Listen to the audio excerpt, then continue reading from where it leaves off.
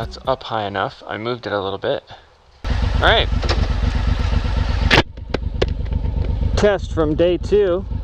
We're on day 2. We want maps open. I don't think it's working though. Cannot get my watch to work correctly. It's like showing me the next steps. I gotta pull over. Stuff doesn't work, I get annoyed. How about you guys? Pothole. No, I don't want to make a phone call. I don't want to use my voice. I just want to know my current location. I want the map.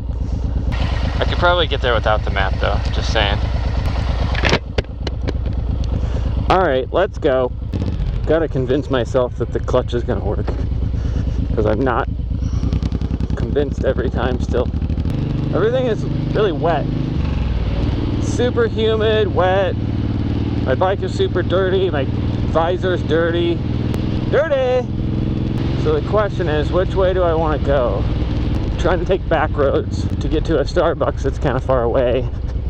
Hopefully I'm not too cold by the time I get there. It's only 65 right now.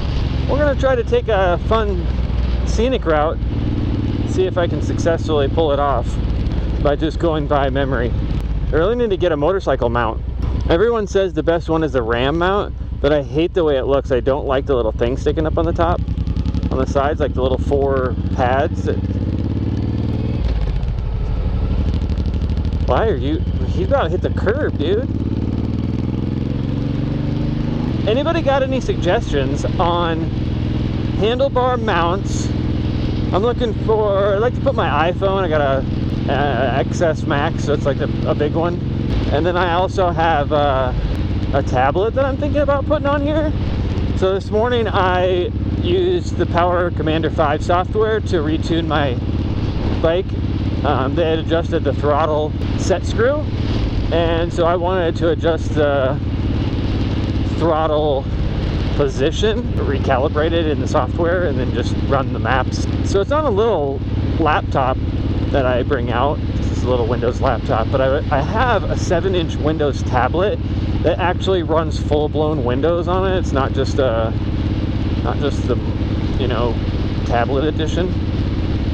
And so I'd really like to mount that right here.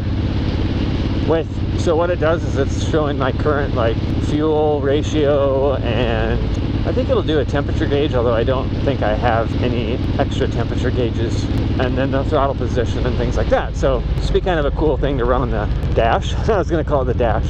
On the handlebars, and just kind of monitor things. Oh, that's sweet. Dude, I want that truck right there. Colorado with all that stuff on it. Let's go across the dam. That was the plan. There's your surprise. We're going to go across the local dam. It's called Saylorville Dam. That's a big lake. Pretty calm right now.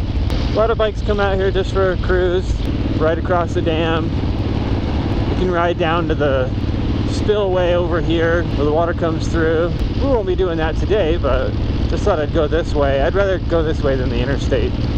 She's flowing down there. I don't know if you can see that from here, but it's flowing.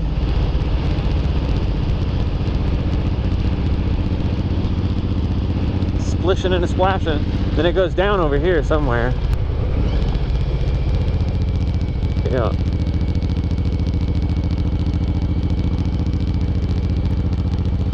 Kind of see the rough waters there right in front of that. Oh yeah, you can see it going down through. I can see it. I don't know if you guys can see it, but I can. Little hole it's going down in. So we're going to turn here and go across the emergency spillway. So if that one gets too full, what they do is they fill this one up. So up here on the hill, they lift up these gates, let it fill up, and then they slowly let the gates down to control the speed of the flow. And it'll actually wash this road out eventually, and then it basically will flood downtown Des Moines. I've had to do it a couple times, I'm pretty sure, just to control that flow. As you can see, this is why this is a fun spot for people to come and ride their bikes. Nice and pretty out here, even though we're still real close to Des Moines and Ankeny. This is the Army base. Well, not the Army base. This is the Army Corps of Engineers. So that's what runs all the lakes, and I don't know how much they're in charge of. Well, I think of most of the lakes, and maybe rivers, flood control, stuff like that. Then on the other side of this hill is the actual National Guard. So as you'll look over this hill straight ahead of me, that's all National Guard. Iowa National Guard. Used to be right down here at the bottom of this hill. There was a ginormous pool that I went to when I was a kid, all filled in now. Should be, yep, there should be a old plane and Army tanks here, little memorial thingy. Got a couple of friends actually that work out here every day. This is still the Army base. Camp Dodge. Supposed to be a new like bike path here along the side here, and it's got a railing, and I haven't seen that before. I haven't been out here in a while. Dude, there's a Hummer up there, a real one. Told you the Army base was up here. Let's get a good shot of this Hummer. This vehicle in the back is also military.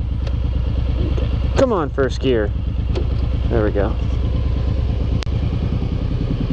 Sure does look like a fun road to go fast on.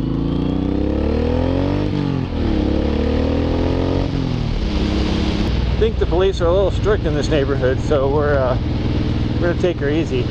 Not seeing a single motorcycle today. 65 and cloudy, no motorcycles. It's the Midwest for you. It's got to be like 75 and 30% humidity and sunny, and then all the bikes come out. I get to the coffee shop, I'm gonna have to dump some footage from my Osmo Pocket. Pretty sure it has a 128 gig memory card in it, but well, the idle seems to be better. You know, it's not dying when I come to a stop. Even yesterday it was being a little weird when I was downshifting, so that's better. Oh, there's a truck full of tar up here. Gross. I can smell it. This backpack's a little sore for long rides.